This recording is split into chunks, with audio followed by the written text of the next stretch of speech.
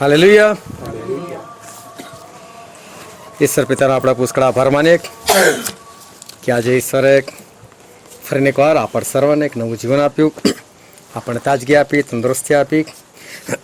વિશેષ કરીને એમના બાળકોના જીવનની અંદર એક અદ્ભુત દિવસ ઈશ્વરે આજે આપ્યો. એના માટે ઈશ્વરનો આપણે પુષ્કળ આભાર માનીએ. હા, આપણે ઈશ્વર પિતાના વચન તરફ જઈએ અને બાઇબલની અંદરથી નવા કરાર વિભાગમાં હિબ્રુઓનો પત્ર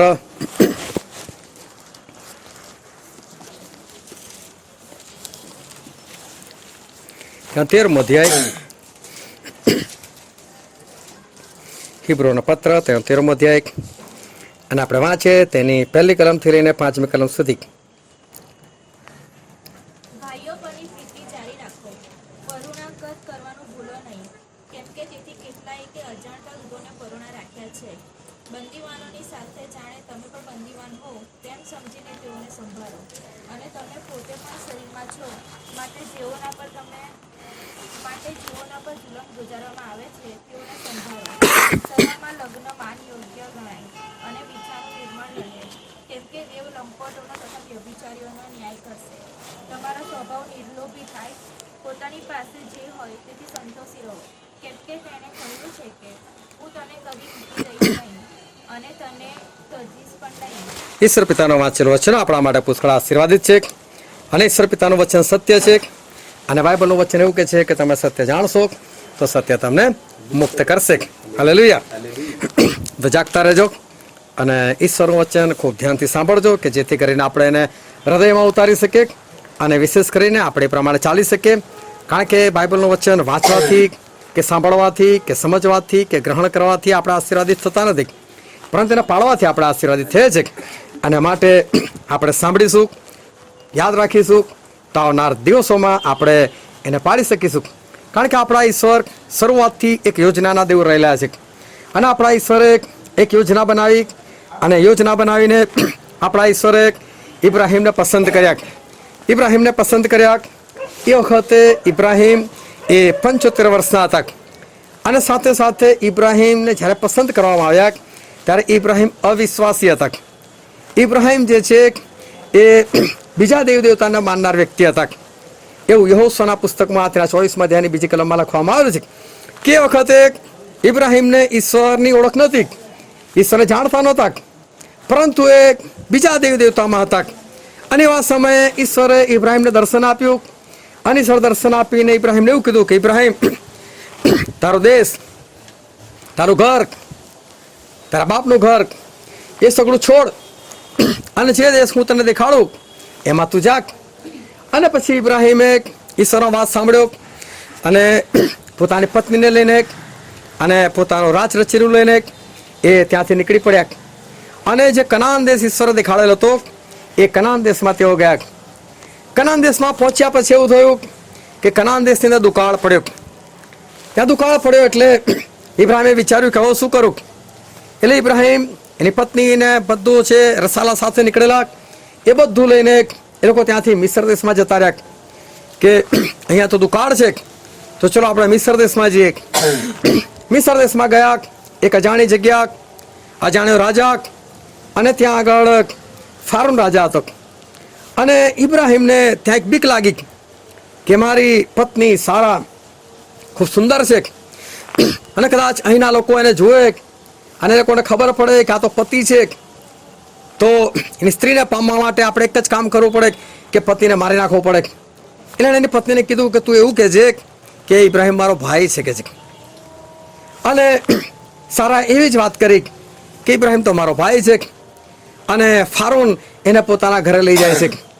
પરંતુ ઈશ્વર એની સાથે વાત કરે છે કે આ તો મારી છે, આ ઇબ્રાહીમની પત્ની છે, આ મારા લોકો છે, એ લોકોને સતાવીશ નહીં, એને પાછી મોકલ. અને એટલે ફારૂન એને પાછી મોકલી દીધી. એ લોકો ત્યાંથી એ લોકો પેલેસ્ટાઇન, ફલસ્તીનના દેશમાં ગયા, અને ત્યાં અબીમેલેક હતો. ત્યાં પણ ઇબ્રાહીમને બીક લાગી કે અહીંયા ફરી પાછું એવું થાય તો. ત્યાં પણ એણે સારાને જ વસ્તુ શીખવાડી કે સારા કોઈ પૂછે તો એવું કહેજે કે આ તો મારો ભાઈ છે. ત્યાં પણ એવું જ થયું. ત્યાં પણ સારાને અબીમેલેક પોતાના ઘરે લઈ જાય છે, પરંતુ ઈશ્વર એની સાથે વાત કરે છે કે સારા ઇબ્રાહિમની પત્ની છે, આ મારા લોકો છે, આ લોકોને સતાવશો નહીં, હેરાન કરશો નહીં, એને મોકલી દે પાછી. અને સારાને ત્યાં પાછી એ મોકલી દેવામાં આવે છે. આવી રીતે 2 વખત આ ઘટના એ ઇબ્રાહિમ અને સારાના જીવનની અંદર બને છે. ત્યાર પછી સારા જોવે છે કે મને તો બાળકો થતા નથી, હું તો બાંજ છું. તો એવું કહે છે, ઇબ્રાહિમને લોકોની પરંપરા હતી કે જ્યારે કોઈક માલદાર સ્ત્રી જ્યારે લગ્ન કરીને જાય તો એનો બાપ જે હોય એની સાથે એને દાસી આપે, એટલે કે સાસરીમાં જઈને પણ કામ નહીં કરવાનું, ત્યાં પણ જઈને એ ઠાઠથી રહી શકે, એટલા માટે લોકો દાસી મોકલતા હતા. પણ સાથે સાથે બીજી પરંપરા એ હતી કે જો સ્ત્રીને એવું લાગે તો એ પોતાની દાસીને પોતાના પતિને પત્ની થવા માટે આપી શકે. અને આ સારા એવું પરંપરા પ્રમાણે ઇબ્રાહિમને કીધું કે ઈશ્વરે તને બાળક આપવાનું કીધું છે, બની શકે એ મારાથી ના પણ હોય, બની શકે દાસીથી હોય, તો એક કામ કર, તું એને તારી પત્ની બનાવ. અને એ જે હાગાર હતી, જે દાસી હતી, એનાથી ઇબ્રાહિમને એક પુત્ર પણ થયો. એ પુત્ર થયો એટલે દુનિયામાં લોકોને તો ખબર પડી કે કમસે કમ ઇબ્રાહિમ જે છે એ તો વાંસ્યો નથી અને એને એક બાળક મળ્યું છે. અને આવી રીતે આ પતિ પત્ની જે છે એ લોકો આગળ વધ્યા. ત્યાર પછી ઈશ્વરે ઇબ્રાહિમને ફરી દર્શન દીધું કે ઇબ્રાહિમ, હું તને બાળક આપીશ, સારાથી જ આપીશ. અને પછી સારાથી બાળક થયું, એનું નામ પાડવામાં આવ્યું ઈસાક. અને એ સમયે સારા જે છે એ 90 વર્ષની હતી અને ઇબ્રાહિમ જે છે એ 100 વર્ષના હતા. 90 વર્ષે એક સ્ત્રી મા બની અને 100 વર્ષે એક પુરુષ એ બાપ બન્યો. આ ઘટનાઓ આપણે ઘણી વખત બાઇબલની અંદર વાંચેલી છે અને વાંચીને આપણે આગળ વધેલા છે. પરંતુ આને આપણે બહુ ધ્યાનથી એને સમજીએ, આ ઘટનાના વિશે જો આપણે વિચાર કરીએ તો સમજો કે ઇબ્રાહિમ અને સારા આ બંને ઈશ્વરને માનતા નથી, ઈશ્વરને ઓળખતા પણ નથી. આ લોકો તો કોઈ બીજા દેવ દેવતાને માને છે, એટલે કે અન્ય ધર્મની અંદર છે, અન્ય જાતિની અંદર છે. એવા સમય ઈશ્વર લોકોની પાસે આવે અને ઈશ્વર લોકોની પાસે આવીને અને એમાં પણ ઇબ્રાહિમની પાસે આવે અને ઇબ્રાહિમને એવું કહે કે ઇબ્રાહિમ, તારું ઘર છોડ, તારા લોકોને છોડ, તારા બાપને છોડ, તારા સગાઓને મૂક અને અહીંથી નીકળી જા અને જે દેશ હું દેખાડું એ દેશમાં જા. હવે ઇબ્રાહિમને તો દર્શન થયું તો ઇબ્રાહિમે તો કહી દીધું, હા પ્રભુ, હું આવીશ.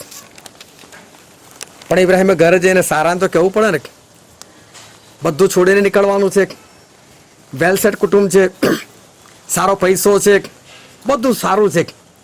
હવે અચાનક આ બધું છોડીને કોઈ જગ્યાએ જવાનું અને ત્યાં ફરીથી નવેસરથી એકથી શરૂઆત કરવાની.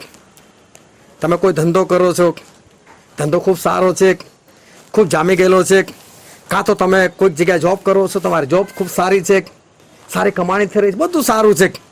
અને આ સમય તો એમને કોઈ એવું કહે પહેલાં અહીંથી નીકળતું, બીજી જગ્યા પર જા, હવે ત્યાં જઈશું ક્યારે, પહોંચીશું ક્યારે, ત્યાં સેટ ક્યારે થઈશું, એ તો પછીની વાત છે.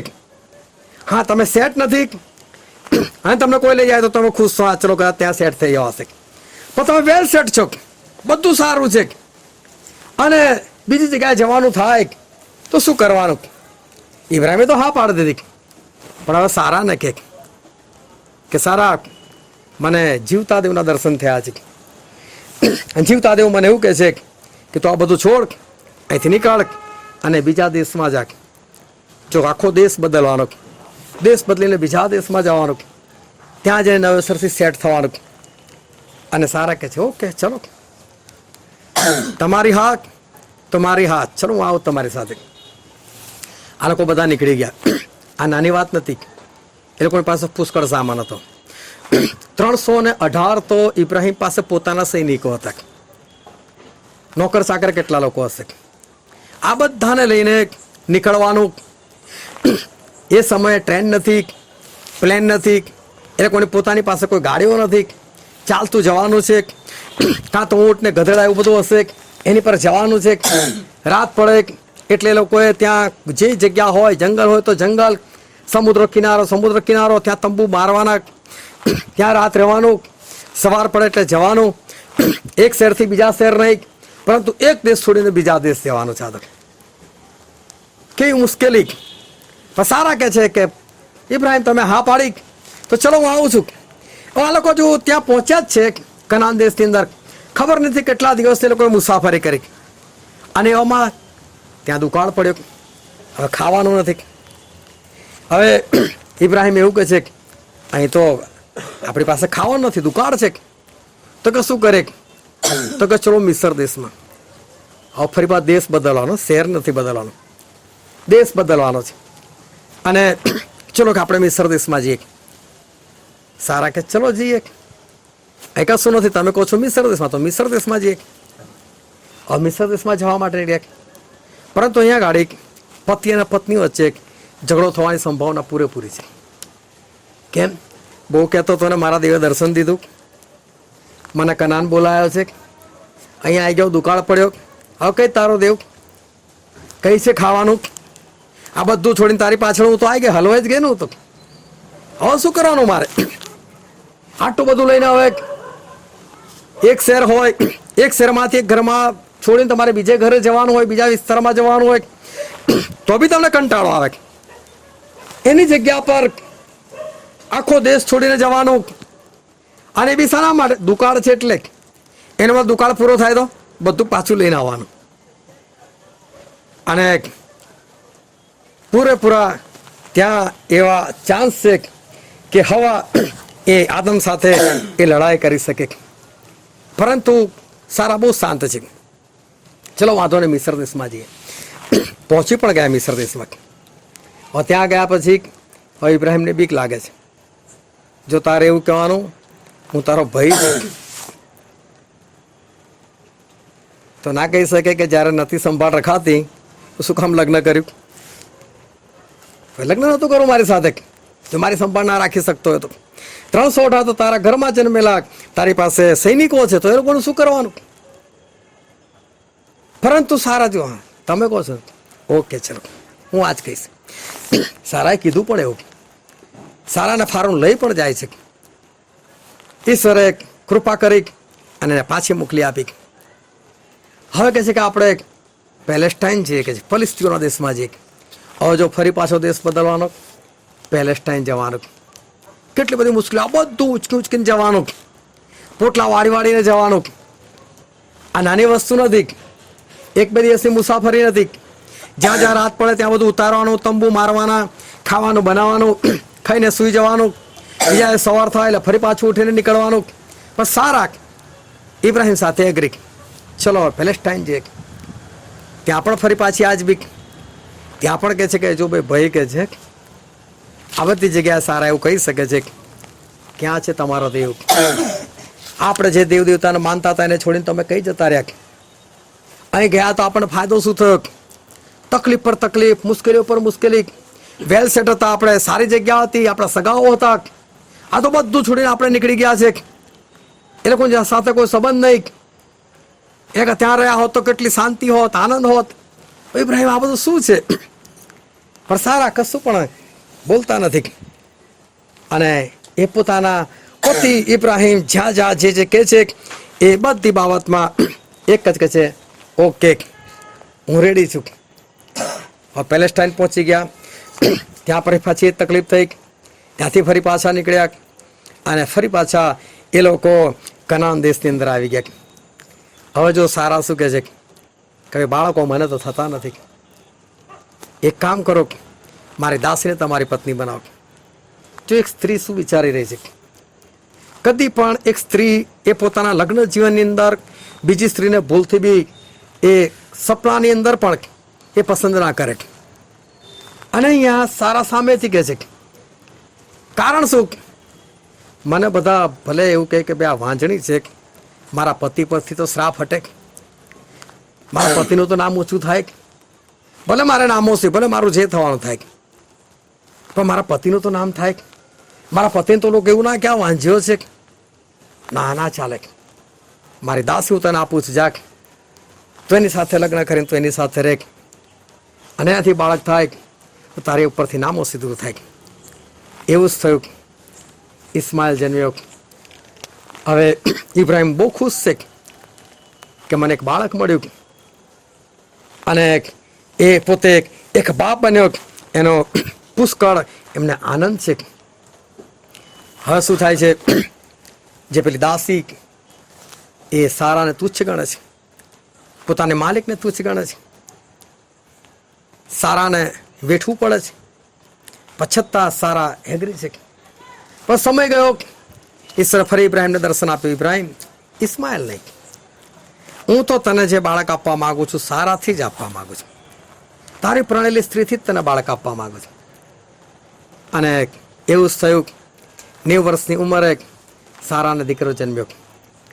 ઇસ્માઇલ જન્મ્યો ત્યારે ઇબ્રાહિમ 86 વર્ષના હતા. ઈસાક જન્મ્યો ત્યારે 100 વર્ષના હતા. બે ભાઈઓની વચ્ચે 14 વર્ષનું અંતર. હવે જ્યારે આ ઈસાક જન્મે છે ત્યારે ઇસ્માઇલ 14 વર્ષના છે. 14 વર્ષ એટલે અત્યારે આપણે ગણતરી માંડીએ તો 9મા ધોરણમાં ભણતો વિદ્યાર્થી, અને 9મા ધોરણમાં ભણતા વિદ્યાર્થીને આજે કેટલી અક્કલ હોય એ આપણે સમજી શકીએ છીએ. હવે જ્યારે ઈસાકને દૂધ છોડાવ્યું એટલે બીજા 2-1 વર્ષ નીકળી ગયા હશે. હવે આ જે ઇસ્માઇલ છે એ 16 કે 17 વર્ષના છે, એટલે હવે તો પુખ્ત થવાની તૈયારીમાં છે. એવા સમયે એ અને એની માં કંઈક ચેષ્ટા કરતા માલુમ પડે છે. બાઇબલમાં શબ્દો વાપરે કે ચેષ્ટા કરતા હતા, અને ચેષ્ટાનો અર્થ એવો થાય છે કોઈની હાંસી ઉડાવી.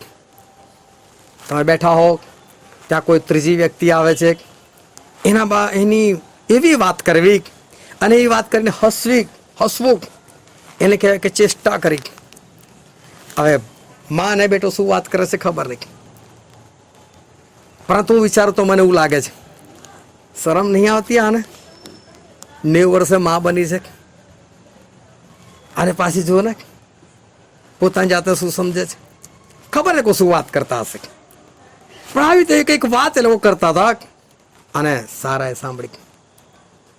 હવે સારાએ ઇબ્રાહિમને કીધું, ઇબ્રાહિમ એક કામ કર, ઇસ્માઇલ ના જોયું મને, અને હાગારે ના જોયું, એ કોણ કાઢી મૂક. ઇબ્રાહિમ કહે છે કાઢી મૂકો આ લોકોને? આ તો એ સ્ત્રી છે કે જેના દ્વારા હું વાંચ્યો નથી એ મને ખબર પડી. આ ઇસ્માઇલ તો એ છે કે જેના દ્વારા હું લોકોને કહી શકતો હું બાપ બનેલો વ્યક્તિ છું. પણ ઇબ્રાહિમે શું કીધું? કાઢી મૂકું. ઓકે, ચલો વાંધો નહીં. અને એને અમુક વસ્તુ આપી, અને હાગારા કહી તું અહીંથી નીકળી જા, ઇસ્માઇલ લઈને તું અહીંથી જતી રહે. અને ઇબ્રાહિમે ઇસ્માઇલ અને આ જે હાગાર હતી એ બંનેને કાઢી મૂક્યા, અને એ લોકો ત્યાંથી એ નીકળી ગયા. એ લોકો હવે આપણને એક સવાલ થાય કે ઇબ્રાહિમ અને સારા એ લોકોનું જે લગ્ન જીવન જે છે એ કેટલું બધું સરસ ચાલી રહેલું છે.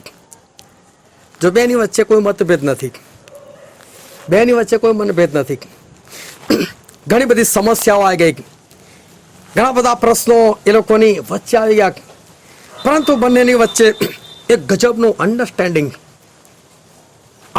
હોવું બહુ જરૂરી છે. આજે પણ તમે જુઓ તો એક પતિ અને પત્નીની અંદર અન્ડરસ્ટેન્ડિંગ હોય. પતિ અને પત્નીનું અન્ડરસ્ટેન્ડિંગ કેવું હોય છે?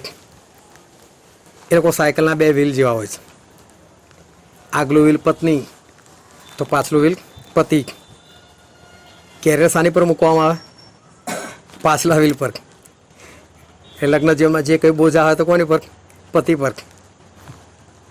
બ્રેક બેઉ બાજુ હોય, આગલા વ્હીલમાં બી હોય, પાછલા વ્હીલમાં બી હોય, પણ મારવાની કઈ હોય? પાછળની. એટલે જો કશું થાય તો પતિએ ચૂપ થઈ જવાનું, બાકી આગલી બ્રેક મારે ને તો તમને ઉછાળીને પાડે. આજે અલગ અન્ડરસ્ટેન્ડિંગ હોય છે, પરંતુ આજે ઇબ્રાહિમ અને જે સારા હતા એ લોકોનું અન્ડરસ્ટેન્ડિંગ બહુ ગજબનું અને બહુ સરસ, અને એ લોકોની વચ્ચે કોઈ પણ જાતનું લડાઈ નહીં, ઝઘડો નહીં, કશું જ નહીં. કઈ રીતે ઇબ્રાહિમ અને સારા આ રીતે રહી શકે છે, એ લોકોની વચ્ચે આવું અન્ડરસ્ટેન્ડિંગ છે, એનું કારણ શું? અને બાઇબલની અંદર કલમ લખેલી છે, આપણે વાંચીએ પિત્તરનો પહેલો પત્ર 33 અધ્યાય અને તેની 6ઠી કલમ.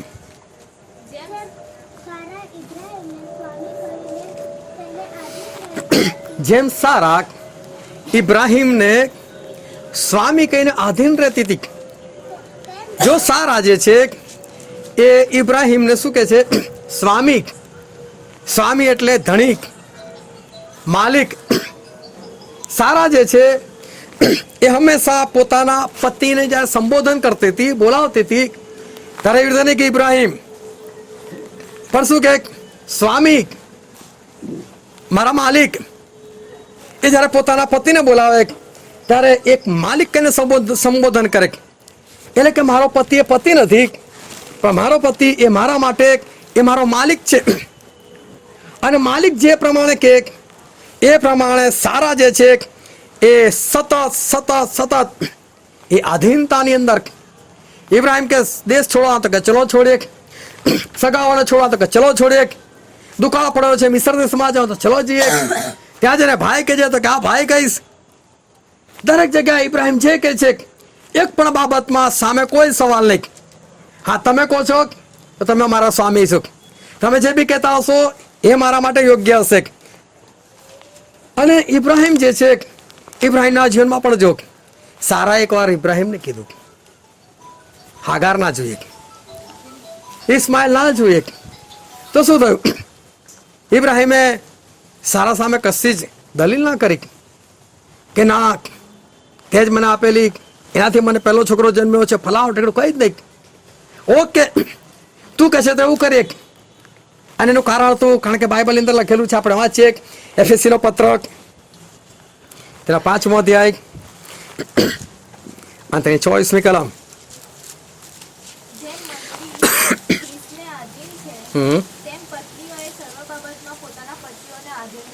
બાઇબલનું વચન કે છે કે સર્વ બાબતની અંદર જે પત્ની છે એ પત્નીએ સર્વ બાબતની અંદર પોતાનો જે પતિ છે એના આધીન રહેવું. ફરી લખેલું છે પહેલા તિમોથીની અંદર, પહેલો તિમોથી તેના 2 અધ્યાય અને તેની 12મી કલમ.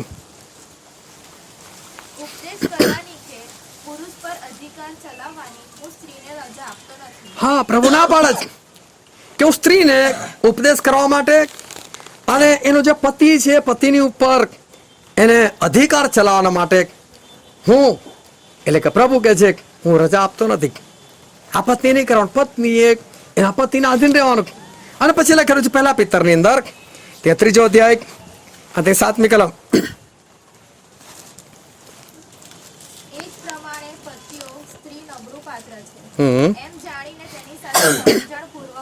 હવે ઈશ્વર એવું કહે છે પતિને કે જે પત્ની છે એ નબળું પાત્ર છે, અને એટલે તમે એની સાથે સમજણ પૂર્વક કરો. પછી અને તમે તેઓની સાથે જીવનની કૃપાના સહવારસ છો. તમે તમારી પત્નીની સાથે જીવનની જે કૃપા છે કે જે જીવન મળવાનું છે, કે સ્વર્ગ મળવાનું છે, એની ઈશ્વર વાત કરે છે. તો કે તમે એની સાથે એ કૃપાના સહવારસ, એટલે કે તમે બે ભેગા થઈને જીવનમાં પેસી શકશો, બેમાંથી એક નહીં.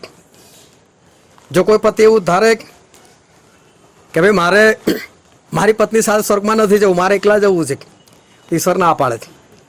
2 જણ સાથે છો. એકવાર એક પતિ એનો એક્સિડન્ટ થઈ ગયો, તમારે ગયો અને સીધો તો ત્યાં ગયો સ્વર્ગની અંદર. તો કે ભાઈ ત્યારે ક્યાં જવું, સ્વર્ગમાં જવું છે કે નર્કમાં જવું છે? કે મારે સ્વર્ગમાં જવું છે. તો સ્વર્ગમાં જવા માટે કામ કરવું પડશે. તો શું? તો કે લવની સ્પેલિંગ બોલ કે છે. તો કે LOVE. જા સ્વર્ગમાં આવી જાય. એટલામાં જે દ્વાર પાડતો એને કંઈક ફોન આવી ગયો, એને કંઈ જવાનું થયું. તો એક કામ કર ભાઈ તું અહીંયા રાખ, અને જેટલા બી આવે ને એને સ્વર્ગમાં જવું તો ખાલી આટલો પ્રશ્ન પૂછવાનો, જે સાચી સ્પેલિંગ બોલે એને અંદર લઈ લેજે, બાકીના નર્કમાં મોકલી દેજે. કે સારું. તો પહેલી જ એની પત્ની આવી. તો તું કેમ નહીં મરી ગઈ કે? તો કે તમારો એક્સિડન્ટ થઈ ગયો. તો કે મને આઘાત લાગી ગયો, મને એટેક આવી ગયો કે. તો કોણ આવી ગઈ કે? તો કે હવે તો કે તમે કઈ છો, સ્વર્ગમાં કે નર્કમાં? તો હું સ્વર્ગમાં છું. તો તારે કઈ જવું? તો કે પછી હું બી સ્વર્ગમાં જાઉં ને કે છે. તો કે પણ એની એક શરત છે. તો કે શું શરત? તો કે એક શબ્દ પૂછું, એનું સ્પેલિંગ બોલો, એને સાચી પડે તો જ કે. તો કે શું કહો છો? તો કે જેકોસ્લોવેકિયા.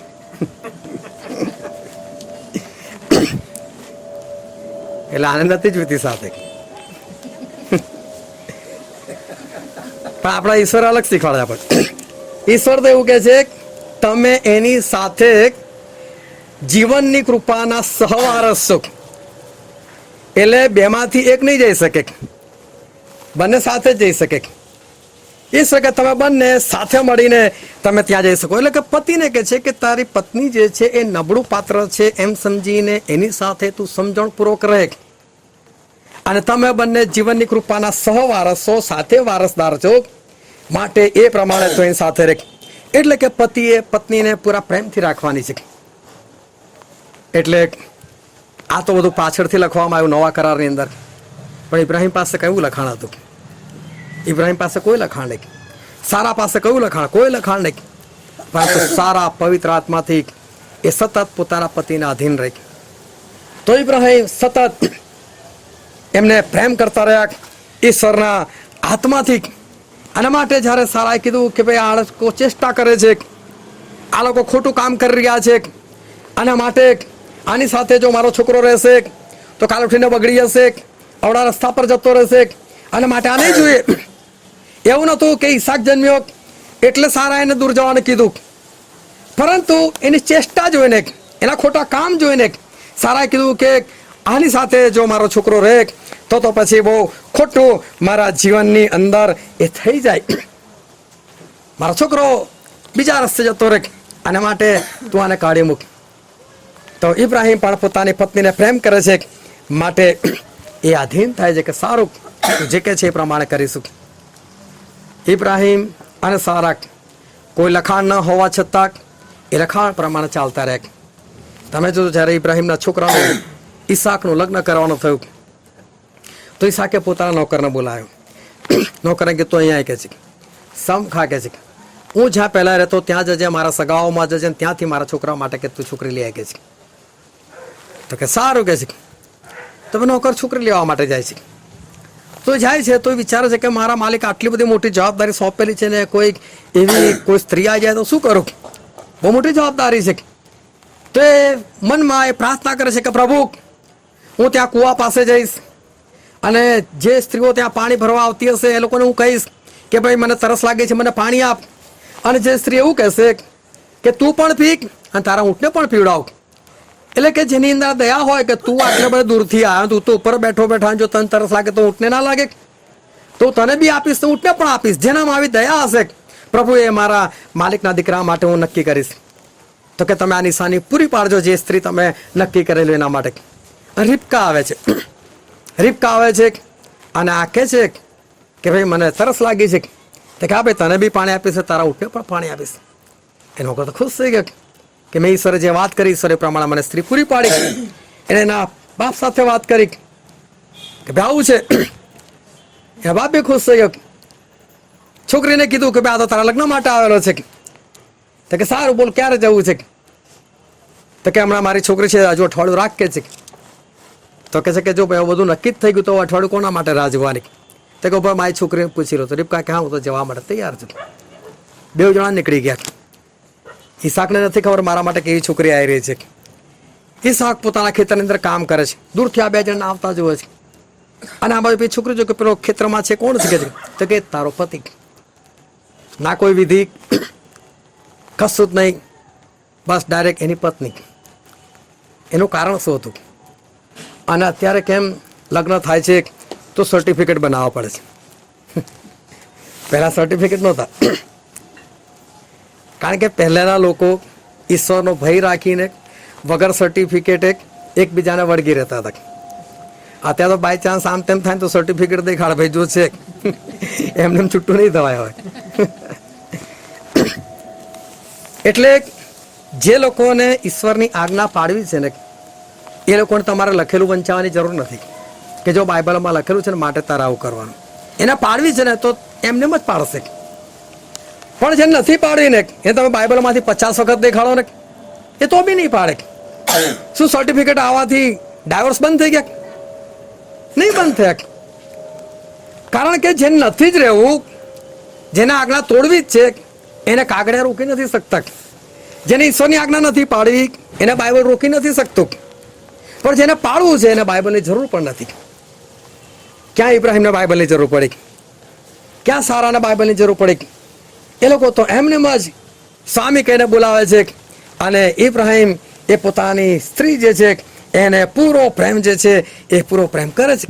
કેમ આજે આ બધી બાબતો જે છે એ દેખાતી નથી? પરંતુ એક પતિ અને પત્ની તરીકે જો આપણે આવી રીતે અન્ડરસ્ટેન્ડિંગથી રહેવું હોય તો આપણે જે છે એ રહી શકીએ છીએ. અને એનું કારણ છે આપણે બાઇબલની અંદર વાંચીએ એફેસીઓનો પત્ર 5મો અધ્યાય 23, 24 અને 25 કલમ. કેમ કે જેમ ખ્રિસ્ત મંડળીનું શિર છે, હા, તેમ પતિ પત્નીનું શિર છે. બહુ ધ્યાનથી સમજો. જેમ ખ્રિસ્ત એટલે કે આપણા પ્રભુ ઈસુ ખ્રિસ્ત એ મંડળી એટલે એમને માનનાર એમના વિશ્વાસી લોકોનું શિર છે, એટલે કે માથું છે. એટલે માથું ઈશ્વરને કેમ કીધું? કારણ કે માથાની અંદર એક દિમાગ હોય છે અને દિમાગથી આપણું શરીર કામ કરે છે. તમે હાથ હલાવો, પગ હલાવો, તમે ચાલો, તમે બોલો, પણ એ બધા ઓર્ડર છે ને મગજમાંથી જતા હોય અને ત્યારે તમારું બાકીનું શરીર કામ કરે. તો ઈશ્વર એવું કહે છે કે જે મંડળી જે છે એ મંડળીનું માથું એટલે કે મંડળીને ચલાવનાર જો કોઈ છે તો એ છે પ્રભુ ઈસુ ખ્રિસ્ત. એવી જ રીતે જે પત્ની છે એને ચલાવનાર એનો પતિ છે. હાલેલુયા. પતિ જે છે એ પત્નીનું માથું છે. પછી આગળ વાંચો શું લખેલું છે? વળી ખ્રિસ્ત શરીરનો ત્રાતા છે. ખ્રિસ્ત એ શરીરનો ત્રાતા છે, એટલે કે એને બચાવનાર છે, એનું રક્ષણ કરનાર છે. હા, જેમ મંડળી ખ્રિસ્તને આધીન છે, તેમ પત્નીઓએ સર્વ બાબતમાં પોતાના પતિઓને આધીન રહેવું. હા, પતિઓ જેમ ખ્રિસ્તે મંડળી પર પ્રેમ રાખ્યો અને તેની ખાતર પોતાનું સ્વાર્પણ કર્યું, તેમ તમે પોતાની પત્નીઓ પર પ્રેમ રાખો. ઈશ્વર એવું કહે છે પતિને કે જો પત્ની એ મંડળીની જેમ મંડળી ખ્રિસ્તને આધીન રહે છે એમ પત્નીએ સર્વ બાબતોમાં પતિના આધીન રહેવાનું છે. તો સામે પતિનો ફરજ આવે છે કે તારે એને સંપૂર્ણપણે પ્રેમ કરવાનો છે. આ ઈશ્વર શીખવાડે. પણ એ બે વાત સાથે સાથે જાય છે. મંડળી અને પ્રભુ ઈસુ અને પતિ અને પત્ની બે બાબતો સાથે સાથે જાય છે. આવી રીતે કયા પતિ અને પત્ની રહી શકે? આવી રીતે એ જ પતિ અને પત્ની રહી શકે કે જે મંડળી તરીકે પ્રભુ ઈસુને પતિ માનીને એને આધીન રહે છે. એ જ સ્ત્રી પોતાના પતિને આધીન થઈ શકે. એવી જ રીતે જે પુરુષ એ પ્રભુનો પ્રેમ અનુભવ કરી શકે, જાણી શકે, એ જ પોતાની પત્નીને પૂરો પ્રેમ કરી શકે. મતલબ કે પતિ અને પત્નીના જીવનની અંદર ઈશ્વર ના હોય આ વસ્તુ શક્ય નથી. કે પત્ની પતિને આધીન રહે અને પતિ પત્નીને પ્રેમ કરે.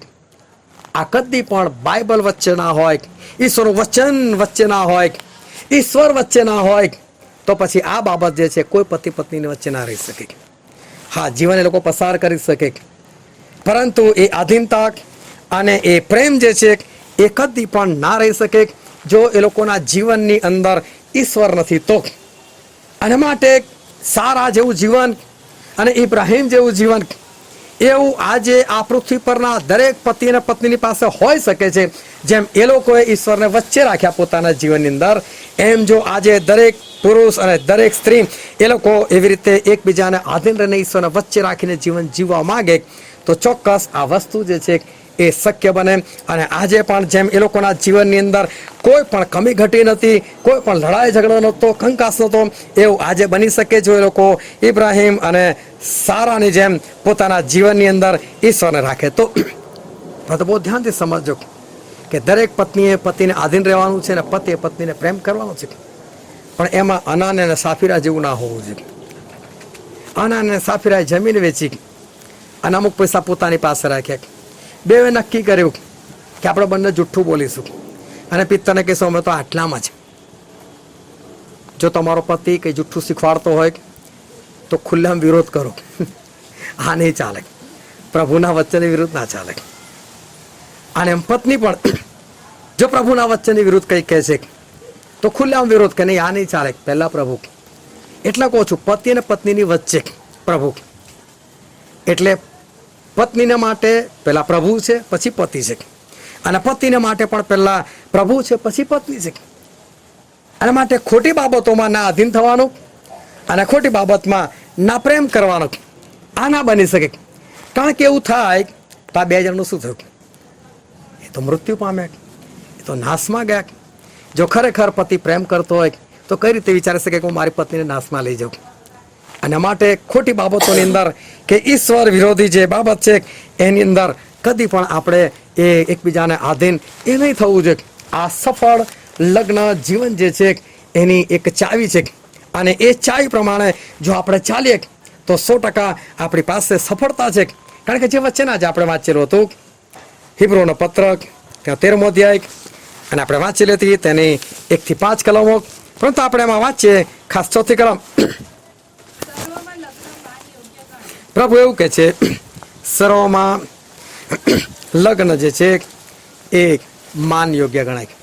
હવે જો લગ્ન શબ્દ, જ્યારે લગ્ન શબ્દ આવે ને એટલે સમજી લેવાનું કે એક સ્ત્રી અને પુરુષ, પતિ અને પત્ની, એનો દરેક બાબતની અંદર જેટલા બી જીવનની અંદર પ્રસંગો છે અને જેટલા બી જિંદગીની અંદર સંબંધો છે એ બધાની અંદર સૌથી માન યોગ્ય જો કોઈ વસ્તુ હોય તે શું છે?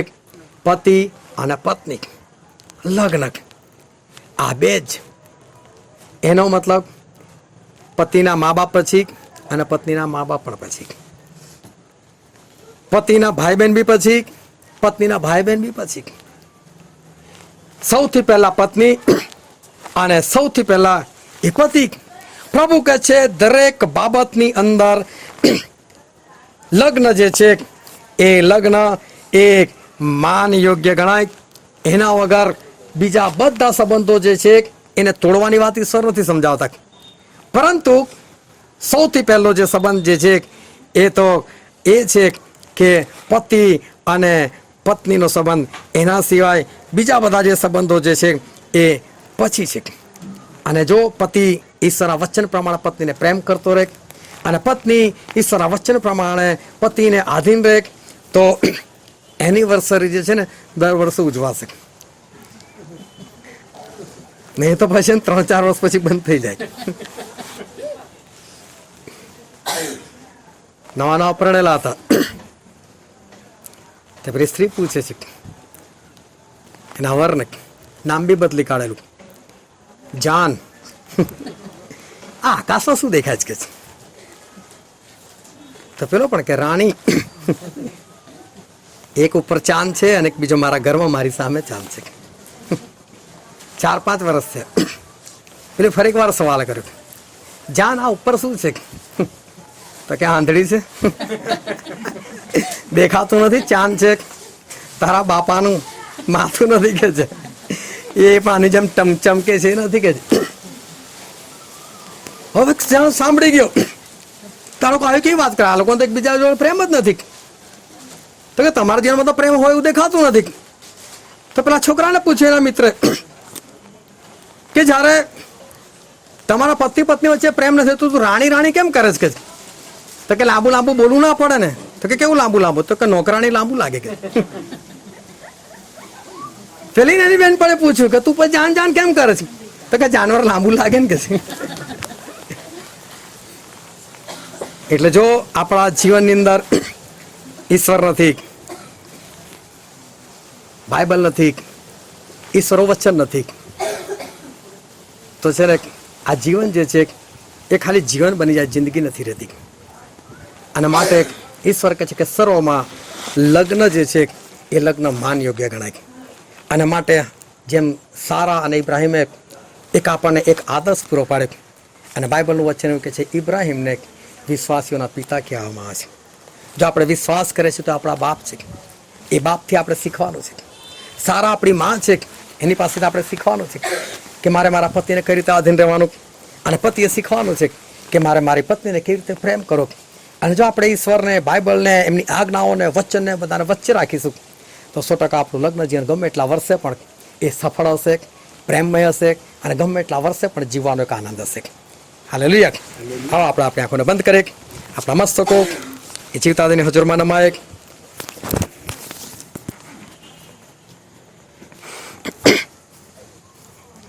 આપણે દરેક જણ આપણી આંખોને બંધ રાખીએ અને વાલાઓ,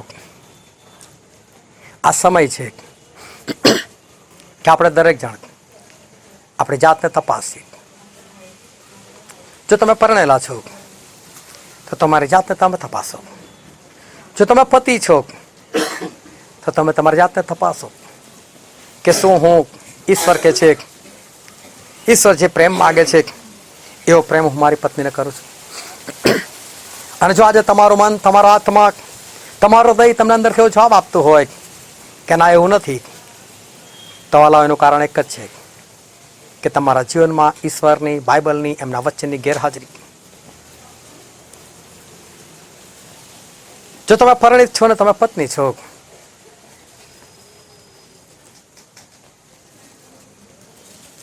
તો તમારી જાતને સવાલ કરો કે જેમ સારા પોતાના પતિના આધીન રહેતી શું હું આધીન રહું છું? અને જો તમારો હૃદય, તમારો આત્મા એ તમને અંદર એવો જવાબ આપે છે કે એવું નથી, તો એનું એક જ કારણ છે કે ઈશ્વર વચન, એમની આજ્ઞાઓ એ તમારા જીવનમાં નથી. પરંતુ જો તમે અંત સુધી, જીવનના અંત સુધી, પ્રભુના બીજા આગમન સુધી તમે ખુશી, શાંતિ અને આનંદમાં જીવન જીવવા માગતા હોય, ખરેખર જીવનમાં જીવવા માગતા હોય, તો વાલા આજથી તમારા જીવનમાં તમે બાઇબલને, ઈશ્વરની આજ્ઞાઓને અને ઈશ્વરને તમે પ્રથમ સ્થાન આપો. એમની આજ્ઞાઓ પાડો અને વાલા તમારું જીવન એ મધ કરતાં મીઠું બનશે. તમને દરેક સમયે જીવવાનો આનંદ આવશે, તમને પુષ્કળ શાંતિ મળશે. આ વચન સમજવા માટે, તેને ગ્રહણ કરવા માટે, એ પ્રમાણે ચાલવા માટે પ્રભુ ઈસુ ખ્રિસ્તની કૃપા આપણા દરેક પર થાવ. Thank you.